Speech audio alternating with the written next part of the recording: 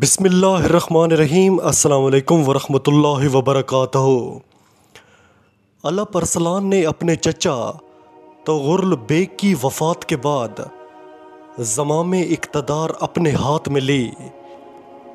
اگرچہ اقتدار کی خاطر ملک میں کچھ جھگڑے ہوئے، لیکن الپ ارسلان نے ان تنازعات پر بر وقت قابو پا کر حالات کو اپنی گرفت میں لے لیا۔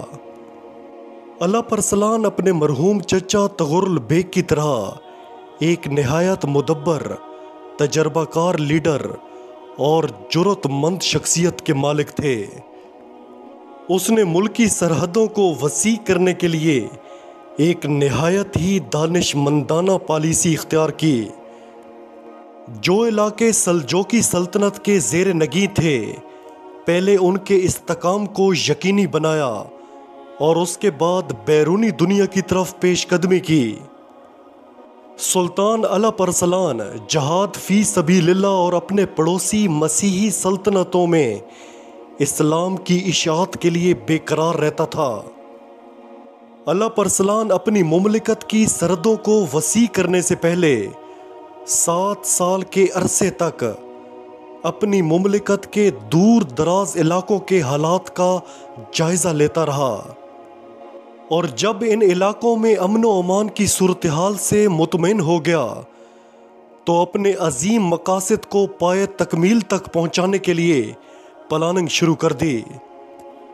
ان کے سامنے اب ایک ہی ہدف تھا: سلجوقی سلطنت کے پڑوس میں واقع مسیحی علاقوں کو فتح کرنا، فاطمی دولت کے اقتدار کو ختم کرنا اور اسلامی دنیا کو عباسی خلفاء اور سلجوقی اقتدار کے جھنڈے کے نیچے متحد کرنا۔ الپ ارسلان نے اپنے منصوبے کو عملی جامہ پہنانے کے لیے ایک بہت بڑا لشکر تیار کیا اور اس لشکر کی قیادت کرتا ہوا ارمن اور جارجیا کی طرف روانہ ہوا۔ یہ علاقے بہت جلد ان کے ہاتھوں فتح ہوئے۔ الپ ارسلان آگے بڑھا اور شام کے علاقے پر یورش کی۔ حلب میں مرداسی حاکم تھا۔ اس سلطنت کی بنیاد 1023 عیسوی میں صالح بن مرداس نے رکھی۔ الپ ارسلان نے مرداسی سلطنت کا محاصرہ کر لیا اور اس سلطنت کے بادشاہ محمود بن صالح بن مرداس کو مجبور کیا کہ وہ مصر کے فاطمی خلیفہ کی بجائے عباسی خلیفہ کی حکومت کو تسلیم کرے اور لوگوں کو اس حکومت کے احکامات کا پابند کرے۔ رومی اور سلجوقی فوجوں میں کئی خون ریز معرکے ہوئے۔ ملازکرد کا معرکہ ان سب میں سے زیادہ اہم ہے، جو اگست 1070 عیسوی کو برپا ہوا۔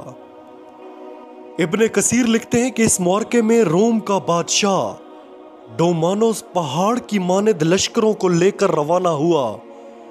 ان لشکروں میں روم، روس، برطانیہ اور کئی ملکوں کے سپاہی شریک تھے۔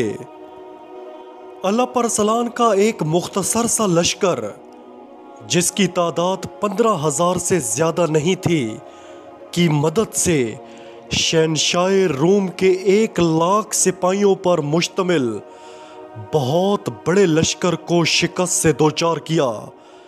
یہ کوئی معمولی واقعہ نہیں تھا۔ اس واقعہ نے رومیوں کی کمر توڑ دی۔ الپ ارسلان ایک متقی اور پرہیزگار انسان تھا۔ فتح مادی اور معنوی ہر دو اسباب سے استفادہ کرتا تھا۔ اسلام کا یہ طبل جلیل اور عظیم سپہ سالار ایک باغی کے ہاتھوں شہید ہوا۔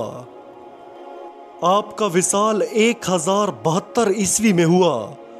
آپ مروکو کے شہر اپنے باپ کے پہلو میں دفن ہوئے اور ملک شاہ کو اپنے پیچھے جانشین چھوڑا۔ ویڈیو کو مکمل دیکھنے کا شکریہ۔